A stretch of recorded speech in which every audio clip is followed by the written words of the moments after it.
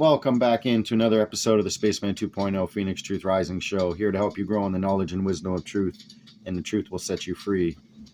And we're going to get right back into it, and they called his name IMMANUEL, into the story when he went back into Jerusalem on a donkey, and purging the temple. The parable of the two sons and the parable of the vine dressers. So let's get right on into it.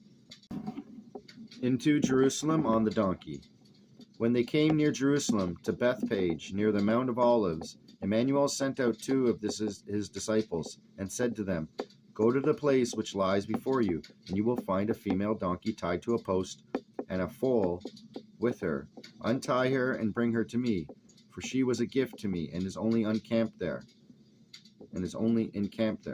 And if anyone asks you a question as to why you are taking the animal, say to them, Emmanuel of Nazareth needs her. Soon they will let you take her." The disciples went forth and did as instructed, and they returned with the female donkey and the foal, and they put their clothes on its back, and Emmanuel sat thereon. When the people heard that Emmanuel, the King of Wisdom, would come, they spread their clothes on the path, and others cut off branches from the trees and spread them out on the path. The people who went ahead of him and those who followed him screamed and said, "Hail to the descendants of David! Praise to him who comes and publicizes the new teaching." And when they entered into Jerusalem, the whole city was excited and said, "Who is it that comes?" But the people said, "That is Emmanuel, the prophet of Nazareth in Galilee, who brings a new teaching of wisdom." Purging of the temple. In Jerusalem, Emmanuel went into the temple, and when he saw what was taking place, he became furious. There were dealers, salespeople, merchants, dealing with doves, and many money changers who had established themselves therein. He shouted at them in a loud voice, "It is written, the temple is to be a place of teaching, a place of contemplation, but you change it into a den for thieves." In his anger, he kicked over the tables of the money changers and the chairs of the dealers of doves, and drove them all out with the whip of a donkey driver. Then he allowed the blind and the lame to come to him in the temple, and he healed them, all who came. When the high priests and scribes saw the great deeds he accomplished, and the people who were screaming in the temple, saying, "Hail to the descendants of David," they became extremely agitated. They shouted at him, "Do you hear what they are saying?" But Emmanuel said to them, "Are you so afraid of the truth that the truth annoys you?" He immediately left them there in the temple, and left the city, and went to Bethany, and stayed there overnight. By whose authority? When Emmanuel came into the temple and taught, the high priests, scribes, and the elders of the people came to him and asked, "With what authority are you doing these things, and who gave you the power?" Emmanuel angrily responded, "I too want to ask you a word, and if you answer that question, I will tell you from where the power originates that allows me to do these things. From where was the baptism of John? Was it through the creation or through people?" And they pondered the question and discussed it among themselves. If we say it was through the creation, then he will say, "Then why do you not believe in it, and why aren't you following the laws?" But if we say it was through men, we will have to be afraid of the people, for they consider John a prophet. The parable of two sons. So they answered Emmanuel, saying, "We don't know." Thereupon he said to them, "You generation of vipers, so I will not tell you by whose power I do these things. But what do you think? A man had two sons, and went to the first one and said, 'My son, go and work today in the vineyard.' But he answered and said, 'Yes, father, I will go.' Yet he did not go. So he went to the other son and said, 'My son, go and work today in the vineyard.' But the second son answered and said, 'I don't want to do it, and therefore I will not go.' But soon afterwards he felt remorse, and went into the vineyard and worked. Now I ask you, which of the two did the will of the Father?" They said, "The latter, of course." But Emmanuel rebuked them. "Verily, verily, I say to you, the publicans and prostitutes will perceive the wisdom of knowledge before you do. John and the prophets came to you and taught you the right way, and you did not believe them. But the publicans and the prostitutes believed them. Even though you saw it, you did not repent or change your mind, so that you would have afterwards also believed the truth. You know the truth, and yet you deny it, so that you would profit thereby in terms of gold, silver, and goods, and that you thereby get rich at the expense of the poor, whom you have led astray.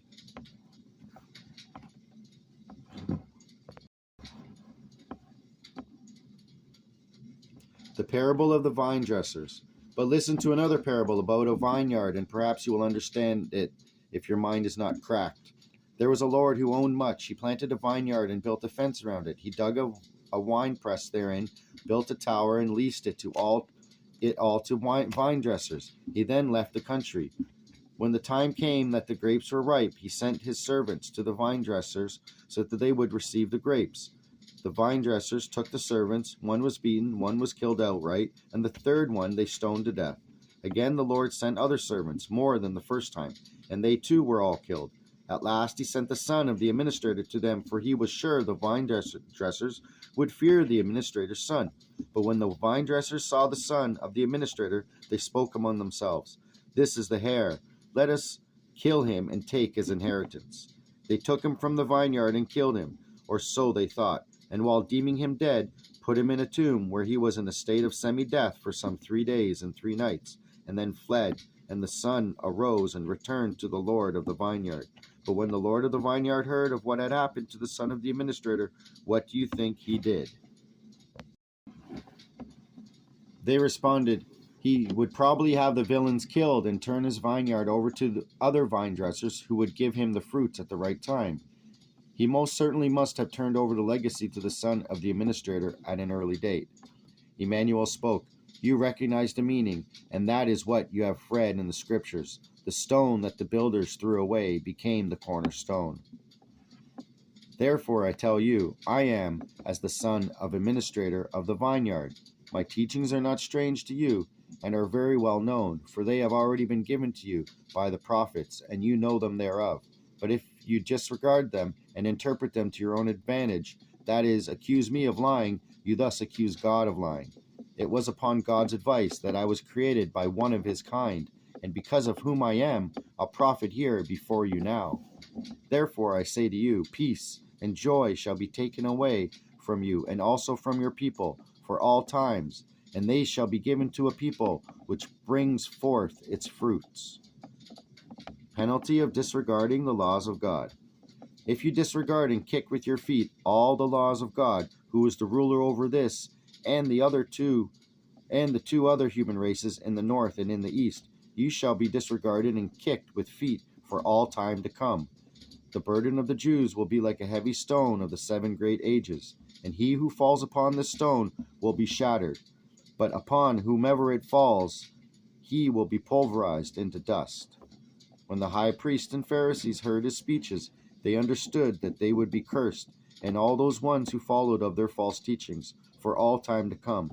And they deliberated as to how they might seize him, but they were afraid of the people, for the people believed Emmanuel to be a prophet. When the Pharisees held counsel with each other as to how they would catch Emmanuel in his speech, they sent to him their followers and the people of Herod. "Give unto Caesar."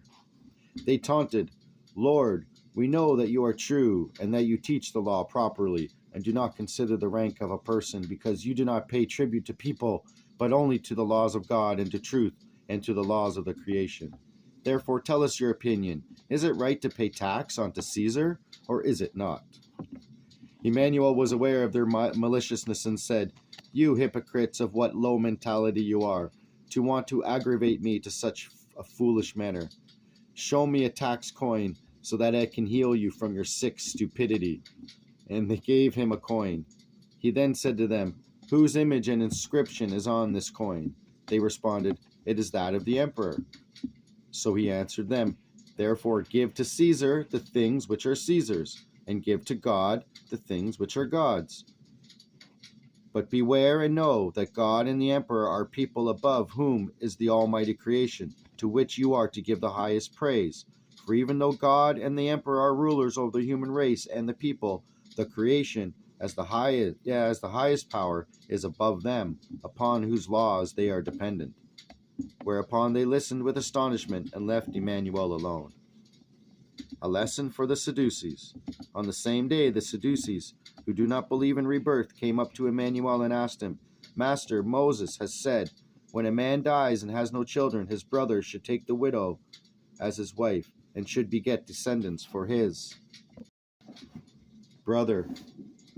Now there were among us 7 brothers. The first one married and died, and because he had no descendants, he left his wife to his brother, and so did the second, the third, until 7th.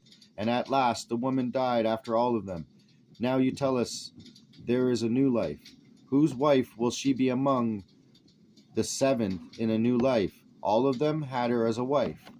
But Emmanuel answered and said, You are mistaken, and do not know the unadulterated scriptures of the elders, nor do you know the laws of the creation. Verily I say to you, Moses never gave this law, but gave the law that a brother should take his brother's wife to himself in honor, so if one died, the other would take care of the widow of his brother. How could it be that a brother could beget for his brother descendants, since everyone's seed is different? But in new life one decides for himself whom he wishes to marry, if he wishes to marry, which is not certain. Take heed of the laws of the creation, which teaches that in a new life man does not remember the former life, which makes your question superfluous.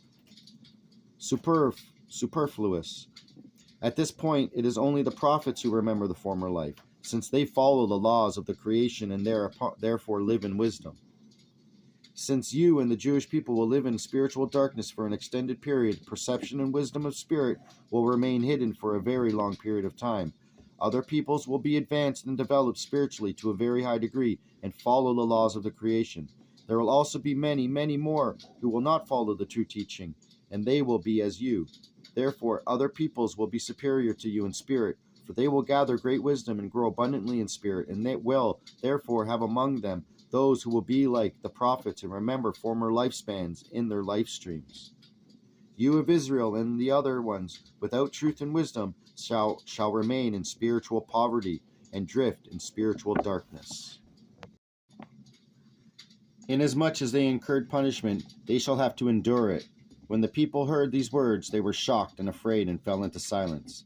Then it came to pass that the Pharisees heard that Emmanuel had shut the mouths of the Sadducees, so they held a meeting where they would take counsel. Greatest commandment. So we'll get into this in the next episode, along with Whose Son Am I? And Beware of Scribes and Pharisees. So thank you for tuning in, and I'll be back with another episode of the Phoenix Truth Rising Show. This is the Spaceman 2.0, and